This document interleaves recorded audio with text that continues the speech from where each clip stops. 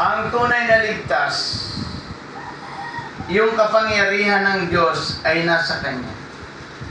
Kung papanik ang tao sa langit, kailangan dito sa lupa makita na ang kapangyarihan ng Diyos sa kanyang buhay.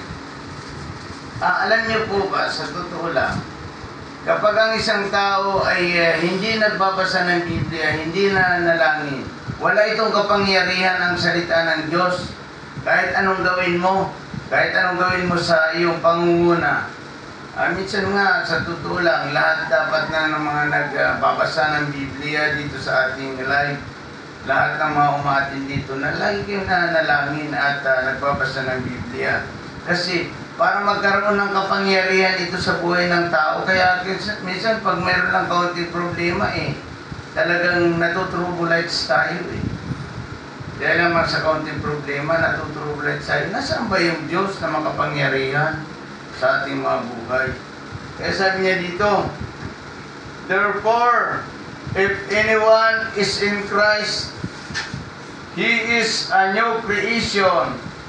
The old has gone, the new has come. Ang isang tao ay kapag siya ay nakikita sa kanya ang kapangyarihan ng Diyos, yun ang kailangan pumanik sa langit. Yung mga taong yun ang papanik sa langit, sapagkat dito sa Biblia, sa Revelation chapter 21 verse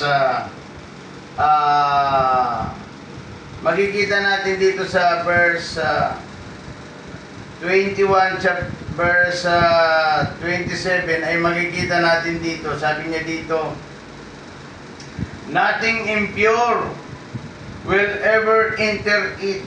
Doon sa langit ay walang papasok na marumi ang buhay, nor will be anyone who does not sinful or deceitful, but only those who name are written in the Lamb of Book of Life. Yung mga tao lamang na nakasulat ang pangalan sa aklat ng buhay, yun ang makakapasok sa kaharian ng langit.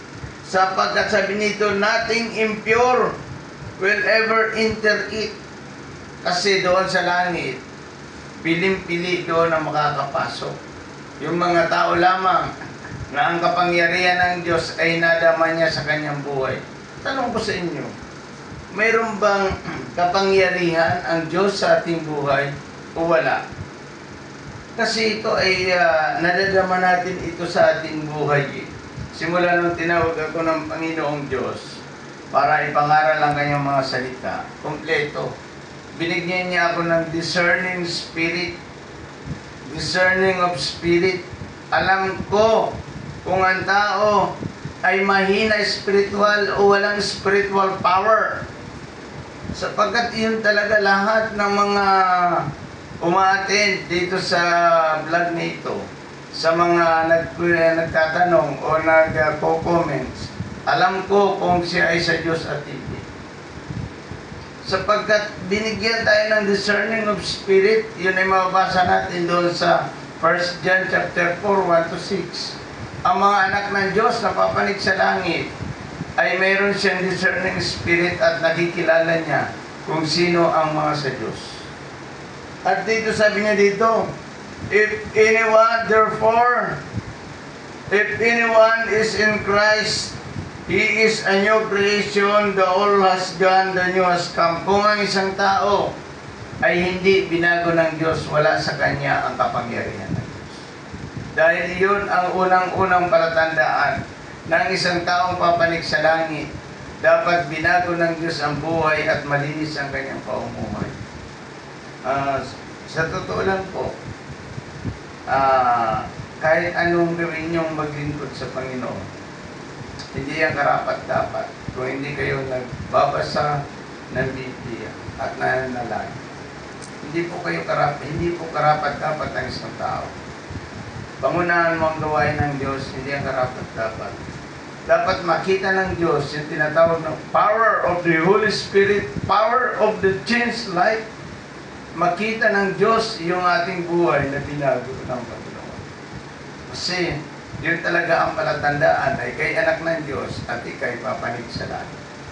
Kaya sabi niya dito, if anyone is in Christ, he is a new creation, bago na. The old has gone, wala nang dati, the new has come. Yung mga dating bagay ay wala na. Palatandaan na ikaw ay binago na ng Diyos. Pakita natin dito, hindi lamang basta Kristiyano ang isang tao. Sabihin natin na, Kristiyano ako. Pero hindi naman nakikita ang kapangyarihan ng Diyos sa iyong buhay. Hindi ka makakapanik sa langit. Sapagkat sabi dito, nothing impure entered heaven. Walang makakapanik na marumi ang buhay sa langit. Walang makakapanik doon, kundi yun lamang mga taong may malinis sa buhay at binago ng Diyos ang kanyang buhay dito sa ibabaw ng lupa. Dito sa ibabaw ng lupa, yun ay training ground ng isang tao at palatandaan na siya ay papanik sa langit. Una, kailangan siya ay may binagong buhay. May binagong buhay. Nung siya ay nakipag-isa kay Kristo, binago na ang kanyang buhay ng Diyos. Pangalawa, ang Diyos ang gumagawa sa kanya. Ang gumagawa sa kanya, sa kanyang pamumuhay, nakikita sa kanya ang Diyos. Pangatlo, pinapatunayan ng Diyos na malinis ang kanyang buhay at siya ay dadalhin sa langit. Kailangan yun na kumpleto sa atin eh. Kailangan binago ng Diyos ang ating buhay.